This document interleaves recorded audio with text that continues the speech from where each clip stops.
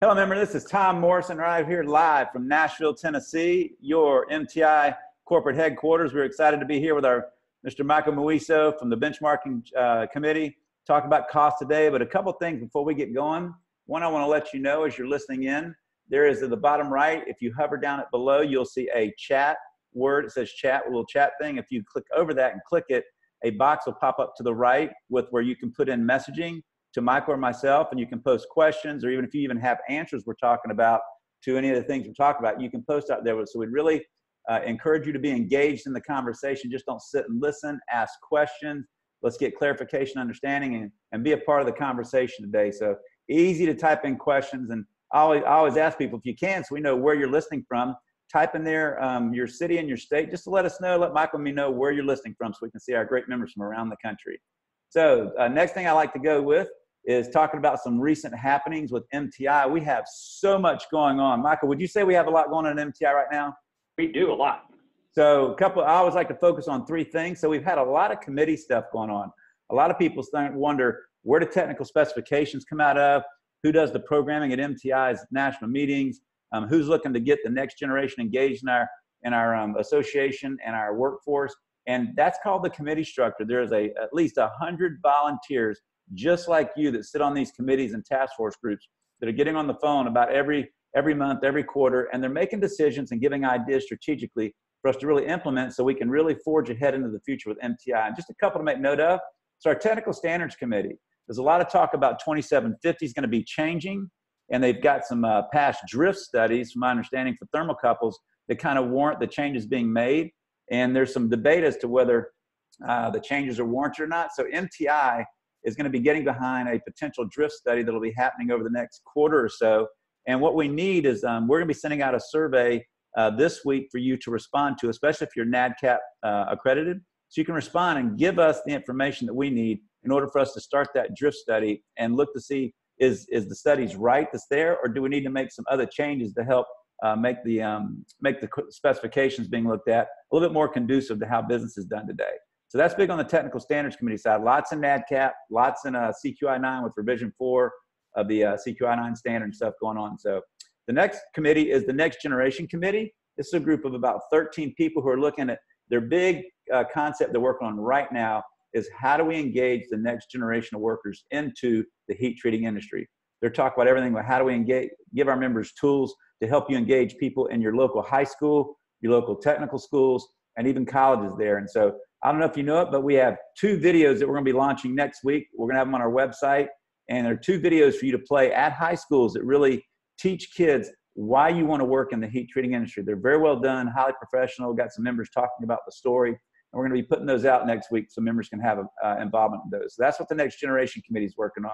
And they'll be meeting over the next few months to really kind of break that idea down and see what kind of tools we can give to you. And then the Education Committee. The Education Committee just finished up wrapping up their programming for the spring meeting, going to be coming up soon in Sonoma, California, on April 27th to the 29th. Great stuff there, great leadership, great technical stuff. There'll be some really good half-day sessions out there for members that come to attend, so you want to make sure you look forward to that. And then they also are beginning to look at the sessions for the Furnace of North America trade show, October 1st and 2nd. You're going to definitely want to put that on your calendar. There'll be 35 sessions out there on the hottest things in this disruptive heat treating world to help you engage the future technically. So lots of stuff going on in Metal Treating Institute, man. The heat treat activity is live and active. But now today we are here to talk about costs. Costs are very important because costs drive everything. Costs drive quotes, costs drive sales, costs drive everything you want to be successful in your business. And we're here today with Mr. Michael Mouilleseaux from Erie Steel Limited, who's our chair of our benchmarking committee, which is a very active committee, tracking our sales process, our ops cost program, and our wage and benefits. So Michael, say hello to our gang from around the country and tell them a little bit about who Michael Mouilleseaux is and how you got involved in the benchmarking committee. Well, good afternoon, folks. My name is Michael Mouilleseaux. I'm the general manager at Erie Steel Limited. Been doing this for a while, 40 some odd years. I come at this thing as a technical guy, as a metallurgist, and you know, didn't take too long before getting into this, the technical aspect of this business, before you figured out that if you're going to accomplish anything in this business, you're going to have to figure out what the business is about, how you're going to control the costs, that you get the money to do the things that you want to do. So I feel very passionate about cost and cost control. MBA people have gone through a program, you do it in a year or two. You know, mine's probably taken 35 years. And it's all been trial and error and an iterative process. So I think I know possibly all of the things not to do. So it's just left over. It's what's left over that I say, these are the things that we want to do. So my first question, Michael, is about managing costs. What do you feel is the right mindset? Because there's so many people that says, you know, we can cut our costs to prosperity, but there's a moment when you actually have to increase sales and not cut costs. But when it comes to making sure you are operating at the lowest minimum cost without this taking away from customer service or quality what you offer, what is the mindset you think should really be taken around managing costs? So I don't think that costs aren't something that you necessarily want to increase or that you want to decrease. There's something that you want to manage. And what you need to do is you've got to understand what the costs are a result of. So you know what, you look at a P&L statement at the end of the week or the month or the year or something like that, it's a report card. It's told you what you've done. So right. what you need to figure out is, why are these things that way? And, you know, to kind of jump ahead a little bit, but the purpose of benchmarking might be that what you're looking at is people that have been successful. Who are those that are best in class or something like that? And if you can compare yourself to what they're doing, then if there's a variance in that, if your labor cost is higher than someone else's, but your energy costs are less, you need to understand why. Right. It's all about understanding why. And once you understand the why of these things, then you can say, I want to change them, I want to improve them, I want to leave this one the same and move on to something else. But it's a measure of your business, and it's a measure of the overall business, and it's very objective. There isn't any subjectivity in this thing. Right. At the end of the day, you draw the line, you see what's at the bottom, very objective. So when it comes to a heat treat plant, what is so important about managing costs within the structure of a heat treat plant? So this is a process industry. So what makes us unique in the manufacturing world is that we don't have any raw material. So quite honestly, in the manufacturing world, the raw material can be a significant amount, a significant cost. And everything else kind of pales in comparison to that. A typical manufacturing company, I'm going to say that materials are first and labor is second. For us, in the process industry, without a doubt, labor is the number one thing, so you got to focus in on it. Right.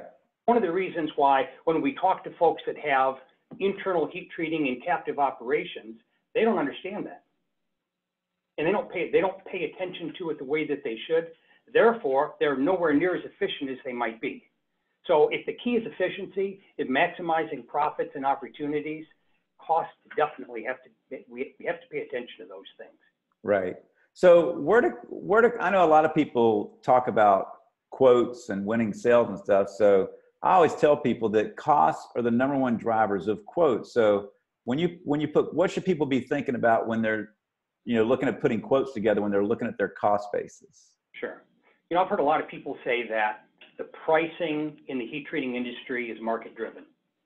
That it's not driven by the fact that this is what I need and this is what my margin is and this is what I'm going to cost, or this is what I'm going to charge, because there is other competition. So it's a market driven thing. Be that as it may, if you don't understand what your costs are, you don't understand what the cost of processing something is, then for you to accept some market price for something, you're just hoping that it's going to be a good thing for you. Right. And by the way, how are you going to, if that's what you accept, how do you differentiate yourself from the 2 or 3 other people that are bidding on this same thing? Right. So the costs that are involved are key to your being able to price and quote things and to be competitive with it. Now, quite honestly, if your cost is marginally higher or somewhat higher, if you understand what it is and you understand what you're offering the customer, it gives you an opportunity that at this point you can differentiate yourself by saying, as opposed to just competing on price, right? Then you've got internet bidding and all of those things. Right.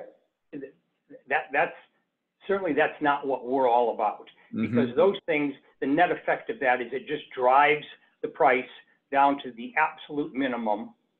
And I've participated in those things in another life, and quite honestly, when you know who the participants are, there are people that are bidding on things and they're not doing anything other than driving the price down, knowing that somebody's going to end up accepting it, and they're going to be accepting it at sub-margin type of a price. Right. Well, one of the So greatest. Yeah. I was going to say one of the greatest signs I ever saw was when I was in the automotive world running an automotive association. They talked about how this guy said, we were talking about this particular subject, and he said across from our store was a sign that says 1995 brake jobs. And so he changed his sign to say, we fix 1995 brake jobs. There you go. Perfect. Perfect. I mean, every one of us in this industry has got a story where someone's called us in, they're having a difficulty with something. Right. They want you to fix it. You spend the time to do that. And then they come back and they say, well, really, we only wanted to pay this for that. Right. You know what? There's cost, there's price, quality, and delivery. You can only have two or three, right? You got it. So if you got price, you're going to give up one of the other things. So we track about 10 different cost metrics in our MTI's ops cost study. And what are some of the big ones that you think are big ones that people need to be paying attention to? So most definitely labor is the most significant one. And I'm going to say that what did we do a year ago or something like that? We kind of pared this down to where labor, the only thing that's being reported is the total cost of labor. Right. Whereas we used to have indirect, direct labor. I think we parsed it a couple of different ways. So in an attempt to get more participation in this, we kind of backed off and said, let's just look at total labor.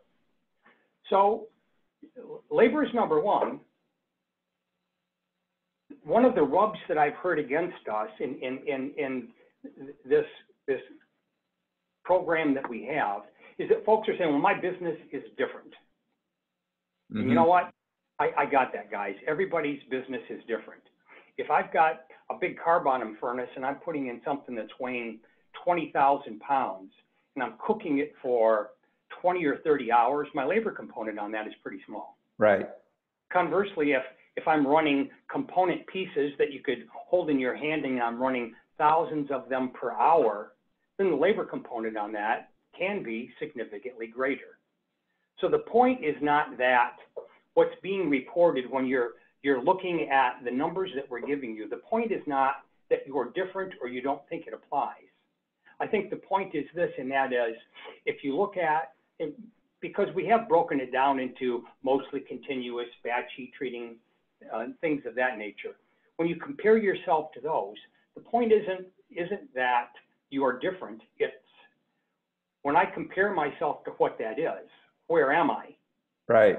If I'm above that, the question I should be asking is, why am I above that? Right. Should I be above that? Am I offering something sufficient that I can justify some kind of a premium on that? So I'm going to say that labor is always the number one thing.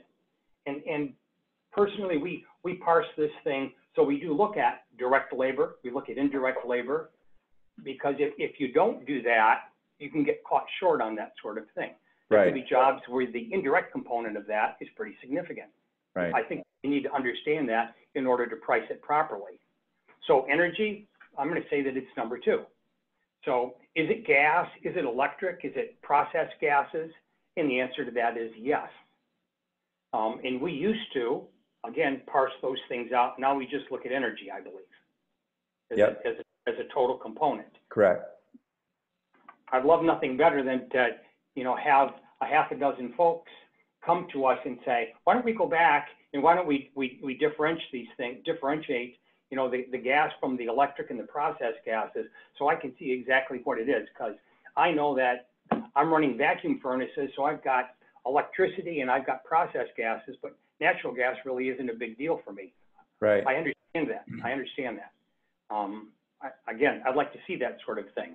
You know, is your M&R, so what component, what portion of your cost is that? Are you in line with that? You know what, that's a great measurement to say you're running. But if you have a higher M&R than someone else might have, or what the industry average is or something like that, could you justify that on the basis that you've got significantly greater uptime? I think that you can. Right. Similarly, if you have poor equipment performance and your M&R is below standard, I think that's a measure to say maybe I need to change this in order to improve what my equipment uptime is going to be. Right. So when it comes to let's go back to labor real quick. So when it comes to labor, other than trying to find good people, where do you think labor runs awry? Where do you think labor costs run amok, other than trying to find them when you're managing it? You hit upon it, and it's managing it. Mm-hmm. What are your folks doing? Do they know what it is that they're supposed to be doing? Do they understand what a best practice is? Have you given them all the tools that they need? Have you given them the tooling or equipment that they need to do that? Do they have the instructions? Do they understand what they're doing? Do they understand what they're doing and the importance of what they're doing? Right. And the ramifications on the next operation, not to mention the ramifications of that on the end quality and what the customer sees. So it's very easy to focus in on something other than the particulars of labor. You know, this is a business because it's process oriented. It's a series of dependent steps. You know what? And when we heat treat something, I can remember when I was first in this industry, I focused on the process. Right. The metallurgical process, the metallurgical results, figuring if I had this, I've got this thing nailed. Well, let me see. You have to receive it. You've got to rack it. You've got to clean it. There are all of these steps, and that process that you're involved in can't possibly be right if the steps in front of it haven't been followed correctly. Right. So the labor component of that thing, folks need to understand the dependent nature of this thing. I like to tell my people that in any other industry, if you've done 90 or 95% of what you've done, people are going to say you're a success. If we do 90 or 95% of what the customer has asked us, you're going to get a phone call. Right. Well, so you would say contract review could mess everything up. Oh, it absolutely can. Absolutely can. So you need to understand what it is that you need to do, and you need to set out those steps. So on labor, what is one or two key tips for the people listening in today and who will listen in later on when they rewatch it? What's one or two things on labor in terms of cost that you'd say, if you do nothing else, do these two things? Okay, so my business is high volume serial production. So I'm doing the same thing repetitively. I'll see parts that I will run 3 or 4 times a week. So you'd say, what? It's like you've died and gone to heaven. Right? Because I got a job shop. So in a job shop, you need different kinds of people, and the contract review portion of what you said, every time that comes in, there's got to be a critical review of what you're going to do, and the people that are doing it need to understand that. In what I do, they need to understand that you have to do exactly the same thing every time. Mm-hmm. Because the customer is going to get back 5 lots or 10 lots or whatever it is of this part. And when they've got them all lined up in their shop and they're looking at them, they're going to say, this one is different from this one, it's different from this one. What did you do? Right. So those are the questions that we get. So our training needs to be a little bit different. Mm-hmm. And the discipline of folks in understanding what they need to do, that needs to be a little bit different as well. So if I was going to say that there's 2 or 3 things, number one, I'm going to say that people need to understand what it is that they need to do. And there needs to be some kind of instruction, written, web-based. That's just what we happen to do. We use electronic instructions on things, kind of streamline stuff. I understand I've got an advantage in that I don't have 50,000 instructions. I have 500 that I'm repeating. Right. You know, so I understand that there's a challenge if you're doing those kinds of things. But even if you're doing job type things, you need to be able to say to folks that there still is this underlying sense of what you need to do and how you need to get it done. So instruction is by far the single most important thing in my mind. The second thing is checking with folks, understanding what their issues are. Can they in fact accomplish what you've asked them to do? Because if they can't, if you're asking people to accomplish something that they can't, or it isn't, you haven't given them the tools to do it, you're going to have not just a sense of frustration, but you're going to fail. Right. So I'm going to say that those are the two things that you do. You need to review these things in real time and then after the fact. So do you feel like it's an important factor to share with any new employee from a process from beginning to end, so they really understand that you're in the middle of it and how it impacts them when it comes to them, as well as it impacts, if they don't do their job right, impacts it downstream as well, so they get a full picture? Absolutely. So we use a fair number of contract folks. Mm-hmm. So the contract folks that we use are typically used for loading, racking, unloading, that maybe what you'd call simple labor. Right. So we've developed a video for these people where they can sit down, because what I found out is that people don't know the difference between a green part and a heat treated part. They don't know the difference between a lot and a lock. Right. They have no familiarity with manufacturing whatsoever. So all of these terms that we use and things that we do, we need to familiarize them with that. Right. And by sitting down with that video, then what you have the ability of doing is that the foreman or the supervisor, whomever it might be, they're going to be able to come back and say, you know, you saw this thing and they talked about a lot. This is a lot of parts and it needs to be kept separate. Mm-hmm. So, and today I'm going to say that more people are visual learners. Yes. Than do they learn by any other method. So if you can show them a video, they can relate to a YouTube on how to change the tire on my car. So if you show them a video, they can relate that to what they need to do. And then you can follow up with them with some of the more traditional management practices of asking questions, checking for understanding, helping them relearn that, correcting them, that stuff. So now let's shift gears. Those are all great things. So now shifting to energy. So when you walk through your plant and you hear from other MTI members when you're at the meetings and stuff, I mean, when it comes to energy, where do you feel like people kind of lose sight on their energy costs of keeping that minimized? There's a lot of factors that play into that, but what are some key ones you think? Yeah, so that's a difficult one. So advantage, you're running a vacuum furnace. The only time it's using any energy is when you're running it. Mm-hmm.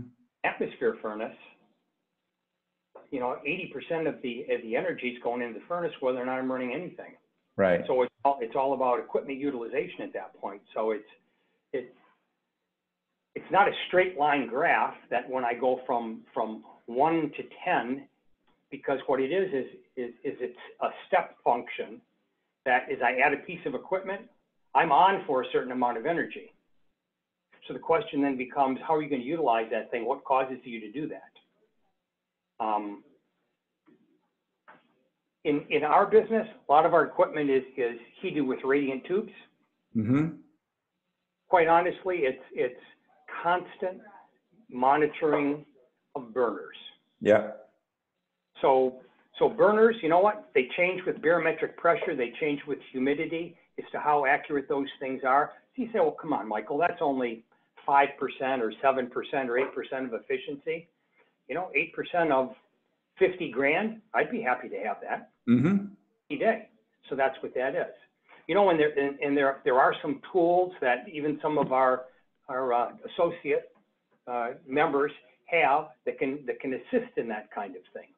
And nobody has yet devised the tool whereby you can measure the efficiency of the burner and then you can get it to auto tune. Right. I'm still waiting for that one.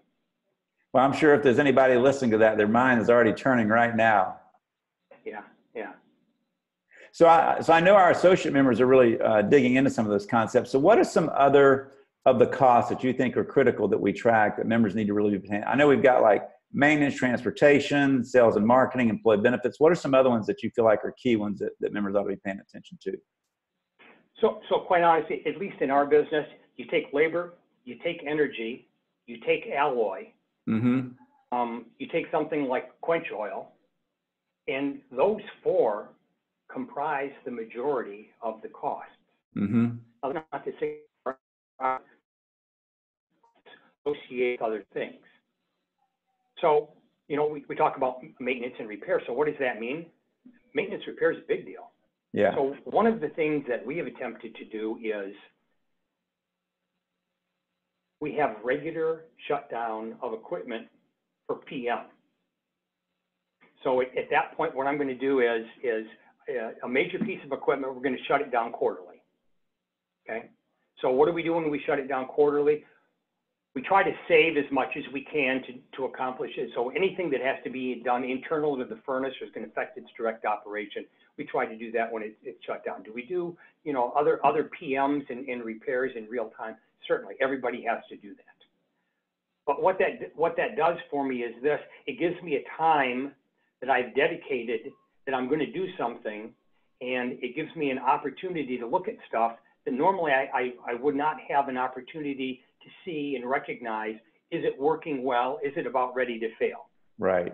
So at least in my world with my customers, the mortal sin is to have a piece of equipment shut down with parts in it, where I've got to then deal with it, because that 1 week shutdown, when it's planned for, when it's unplanned. So when it's planned for, I'm going to tell the customer, you know what, in the weeks running up to that, you need to give me as much as you can. Right. And do I realize that I'm going to be heavy after that? I do. This is something that we need to do, because you don't want me to interrupt your production on a basis when neither one of us saw that coming. Right. And that by far, again, it's high volume and it's serial production. So our folks, they have an expectation that they're going to be getting this regular flow of parts. And you upset that, and those are not pleasant conversations to have. Well, I think when people look at maintenance costs too, all they look at is what do we spend on the GL in cost, and they don't take into account, well, when the furnace went down, it cost us $500,000 of production, which, you know, they're just looking at the 50 grand it took to fix it, but not the $500,000 that they lost in the production. Exactly. So let me see, during the time that you don't have that piece of equipment available, where you're running the parts, there are so many things. Automotive isn't a whole lot different from aerospace and medical and those kinds of things, and that is, you get approved to run something in a piece of equipment. Now, will they allow you to run something else? You can go through the approval process. Folks are not generally, they're not real interested in going through two approval processes, one Right. for a primary piece of equipment, one for a secondary. I'm not going to say it's unheard of. It's difficult though. Right. So you shut down a piece of equipment and the product isn't available. So A, I'm going to say you got to deal with whatever was in the equipment at that time. And that's a whole scenario for a different discussion, but you got to deal with it because it's not the quote unquote standard production process. Then during the time that you're down, this work is accumulating. So when are you going to run that? So we're going to run it. We're going to run it on weekends. We're going to run it on premium time, key premium time. So let me see, premium time, there's extra labor. I may be running that piece of equipment and not anything else. So all of the utilities that are in the operation, as opposed to there being apportioned over multiple pieces of equipment, now all of a sudden it's all allocated to one. Right. So the cost to run that piece of equipment and the cost per hour, it's much different from what you had thought it would be. So at that point, you're not talking about processing this stuff on a profitable basis. It's all about customer service. So now that we've talked about costs, let's switch gears a little bit and talk about, so my big question, and I've had different aspects of this with one of our members in conversations. So you got all these costs, and typically owners hold on to those costs and don't share them with anybody. And then sometimes they leak down to management. And then we've got one member that I've seen is totally transparent. His entire income statement is on a massive adult size. It's on like a 12-foot whiteboard going across one whole wall. It's his budget for the year. And it's where they stand month to date.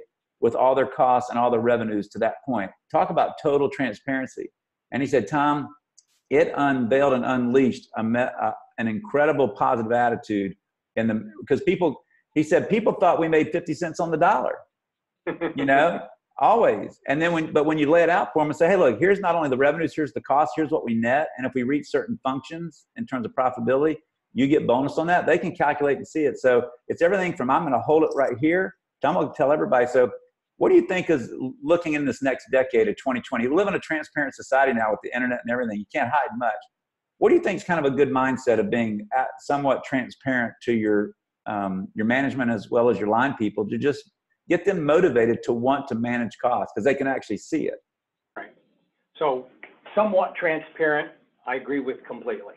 So that one of the difficulties with total transparency is that when it's all out there, who understands what that means? Right. It's very easy to focus in on, well, look what these guys are spending on this. Okay. So more often than not, what we utilize is, as opposed to using the actual numbers, we're looking at percentages. Mm-hmm. So what's the ratio? What's the percentage of labor to sales dollars? What's the percentage of direct labor, of indirect labor? Hell, of SG&A. You know what? I understand. I heat treat very few parts. I am nothing other than just a burden cost to this business. Right. I don't heat treat anything. You know what? Very few times am I going to deliver anything. Right. So people need to understand what those things are.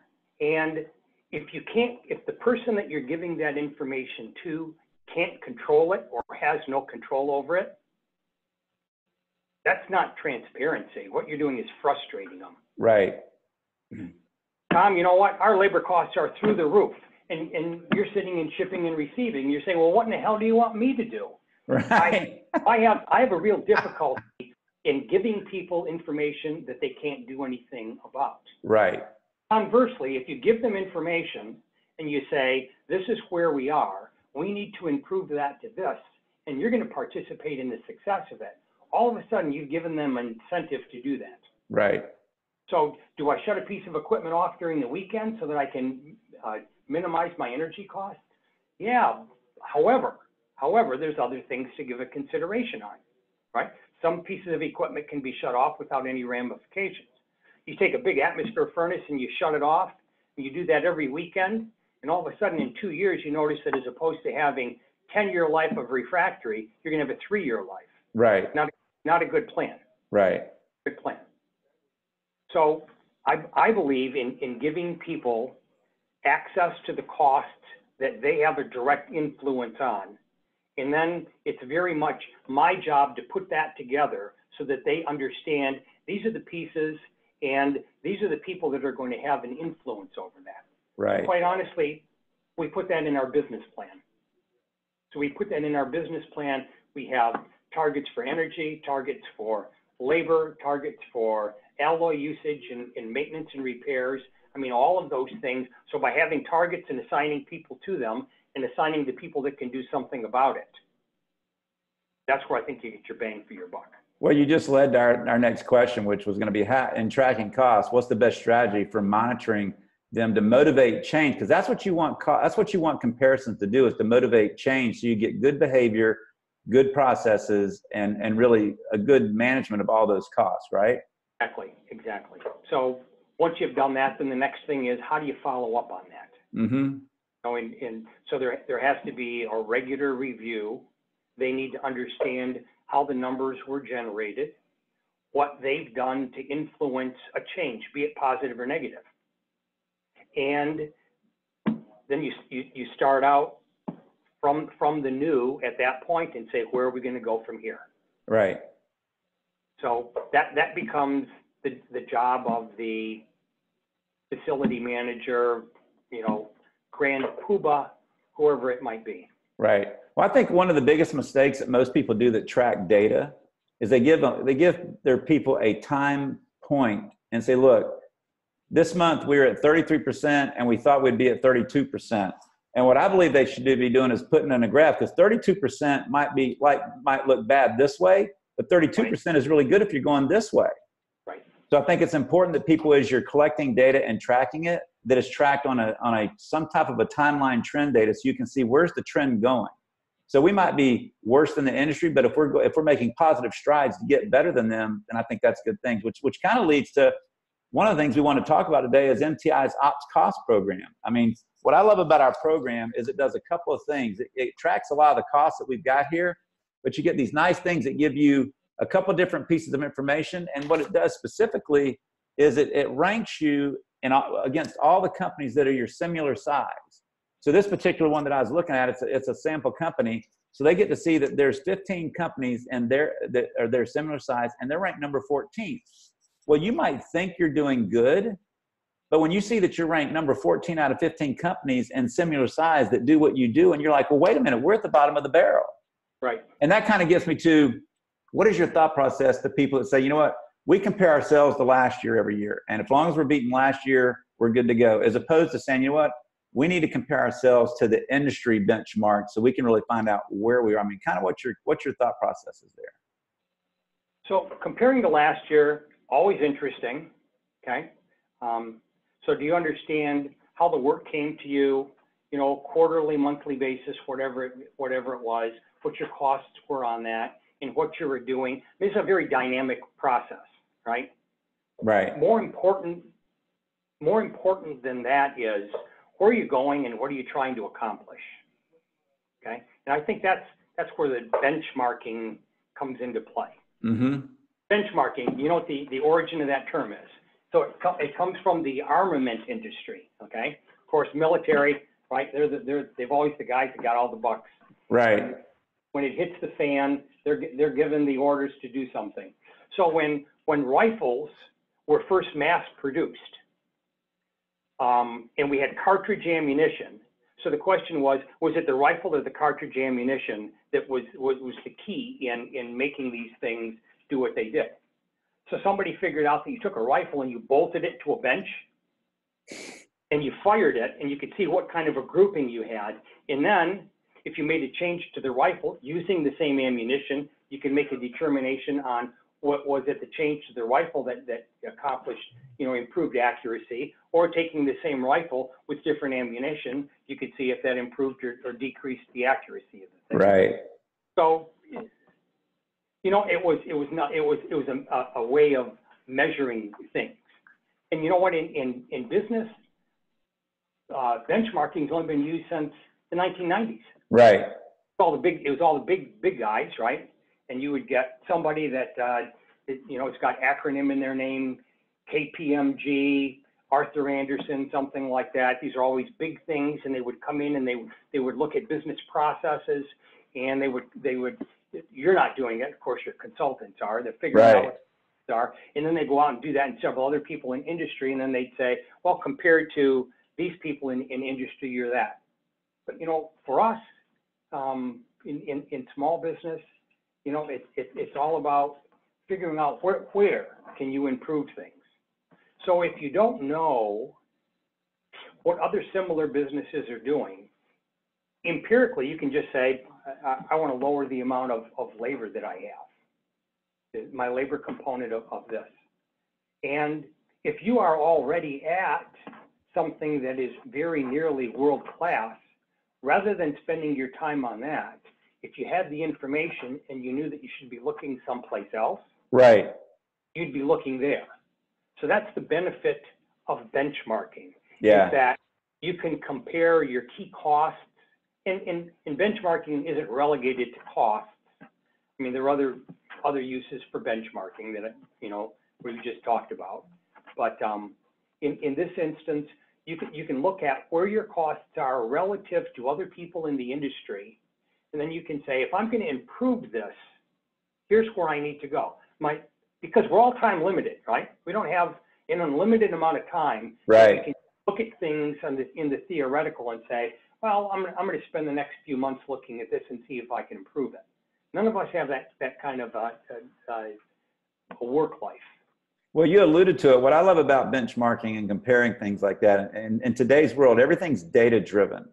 And like you said, we don't have unlimited amounts of time. What I love about benchmarking, instead of managing, if you could be one or two employers or managers, one that's going to look at everything all the time and look for the problems, or one that looks at a sheet of data and go to the things, like you said, that absolutely need your attention today. What I love about benchmarking is it tells you where to fix and where to fix fast and where to fix now. And actually, if you've got the data right, it actually allows you to then predict the future with precision, because you have so much past data, if you're collecting the right data, that you can make some embedded predictions about the future, because your business models aren't changing dramatically unless you take in those variables. So it allows you to change fast, know where to change, and actually predict the future. So that's what I love about what we're trying to bring to the table with the ops costs, is it really helps you do those three things in your operation. I couldn't agree more with you on that. And not only that, it gives you a target. So an immediate target, if you're at, let's say 30% was a nominal of the labor component of all heat treaters.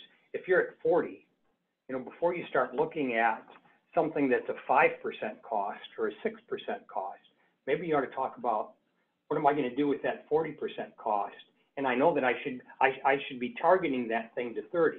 Now, it's 30 the only place that you're going to go with that? It absolutely isn't, because along the way, if you can figure your way from 40 to 30, I'm going to guess that you're going to be able to figure your way from 30 to someone else.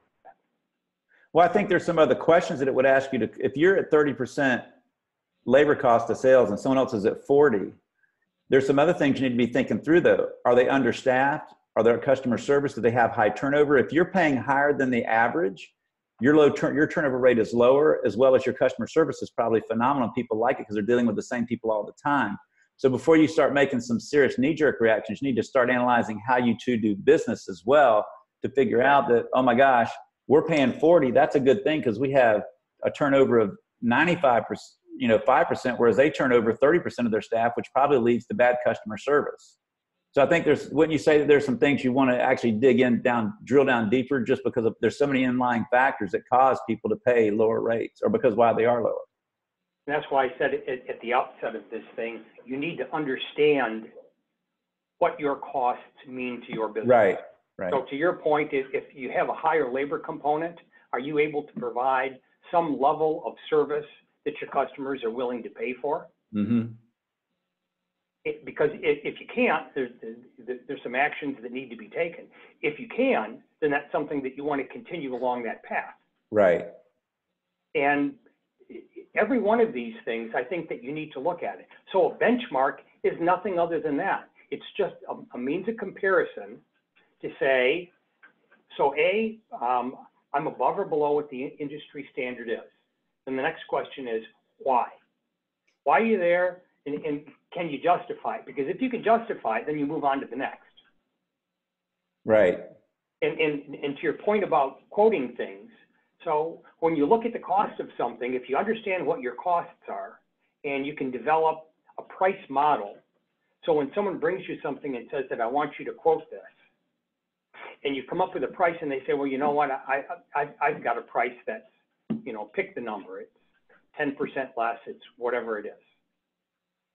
So one thing you could do is you could say, okay, I guess I'm not competitive. The next thing you could say is, well, why don't we have a conversation about what it is that these other people are going to do for you and what I'm going to do for you as well. Right. Because I think if you have a premium, you need to be able to justify it to the customer. Yeah. And I'll be honest, that's kind of the mode that we are in, is understanding customers' needs and problems, and in quoting things, we do something other than just heat treating a part. Sure. It may involve pre-cleaning. It may involve post-cleaning. There may be a distortion control aspect of this thing. Those are all costs for the customer. It's not necessarily a cost of heat treating, but it's a cost. Sure. So if you can get in and understand what that is, then you can justify what you're doing, and then it makes sense for them. Right. Well, I always say the definition of value is really simple in my mind. So the definition of value is doing things to your customers that they can't do themselves effectively. Because a lot of your customers could do what you do, but they would spend a lot more than what you do to do it. So you do it for them because you can do it better effectively for them. Yeah. And I think that's where a lot of people lose sight of. they don't look past heat treating and they don't drill down and say, what are other things they're doing that we could actually do more effectively for them? Because we can do it for 10 people cheaper than they can do it, but we can offer the service to them. Right. Well, Michael, we are running a little bit short on time here, but I wanted to say, so looking at the cost area and looking at our ops cost program that we have here at MTI, what are kind of some parting words that you would say to the crowd? So I would say this, I feel it's very key in your business. A, understand what your costs are, and B, compare them to something else. The other part of that is we need more people to participate in these programs. And we need more, because the larger the database, the more accurate the data becomes. Mm-hmm. What do we have now? 30, 40, something? I think we're around I think we're topping about 40 to 42 people that are in it. Okay. So of the 380 or 90 members that we have, I got to believe that more than 10% of the folks are interested in it. And there could be a component where you say, you know what, I don't have my costs in such a way that I could fill that in. I think we've simplified this thing pretty well. Mm-hmm. Just have total labor. Total labor is, if you don't know what your total labor is, you're probably in trouble. Right. Or at least you're in a position that you could be doing much better than you did. So right. That's something that you need to do. So once you get those things, and we're doing this semi-annually? Yeah, we do it. Yeah, we do it semi-annually. The next reporting period, we do it every 6 months. There's a reporting period that goes from January 1 to June 30th, and then you report out in July with the report in August, and then there's a July 1st to December 31st reporting period. We actually carry that reporting period almost as far as March 10th because people don't finalize their final numbers. So around March 15th, you're able to download the report. So yeah, right. Twice a year we do this to give you some guidance about your costs. And I think one of to kind of close on this, one of the interesting things is this data is not as volatile as the sales data is. Right. I mean, a lot of reasons that sales go up and down depending on your industry and the time of year and the general economy and all of that. But these things that we're talking about here, these things are not that volatile. Right. Well, and I know some people out there might be looking in there, asking their mind, what's on the internet? Who gets access to it? Well, every member's stuff is totally secured, password protected, encrypted. And when you put it in, the only people that see your numbers is you. All everybody else sees is a general report that shows their numbers on the left and then the compiled numbers to the right of all the average costs in a couple of different ways. So you get to see yourself compared to all companies, the companies similar in size, the companies who made a profit, companies who made a loss, the top 50% in sales and the bottom 50% of sales. It's a pretty good spreadsheet of how you compare in a number of different ways, which really gives you some good insight. Yep. Well, Michael, here's the challenge for folks that are listening to this, and that is, if you're listening to this and you've heard about what it's all about and you're not participating, I think that we'd like to hear from you as to what can we do to incentivize you to participate in this, because I think only good things can come from it. Absolutely. Well, I will tell anybody listening. So so we have the monthly sales reporting, we have the ops cost study, and the wage and benefit study. All three are playing vital roles in people making big decisions. And if you go out to heattreat.net, it's heattreat.net, and go to the benefits tab and click that. All three benefits are there. You can look at them, what they are, and you can click in and answer a few questions that tell us that you want to get involved in the program. We'll connect you right in. It takes very little time for us to do that. And you can get engaged in these programs. You can make great decisions. So Michael, I appreciate your time today on ops cost. Cost is a huge issue. Members, I want to let you know on February 16th, energy is one of your top costs, as we talked about. But we're going to have Michael Payne from Appy Energy, our endorsed energy provider, who's going to be on giving you the latest things on the latest technologies to manage your energy costs from the energy perspective, as well as some of the great new purchasing arrangements that you can make and stuff. So if you want to hear the latest on the energy world out there and a big picture of what's going on, you want to tune in on February 16th at 2 o'clock. So Michael, thank you very much for your time. Members, as always, we love you out there. We're here for you. Our goal is your success, because you're not strong. You're just MTI strong. Have a great day. We'll talk to you soon. Great. Thanks, Tom.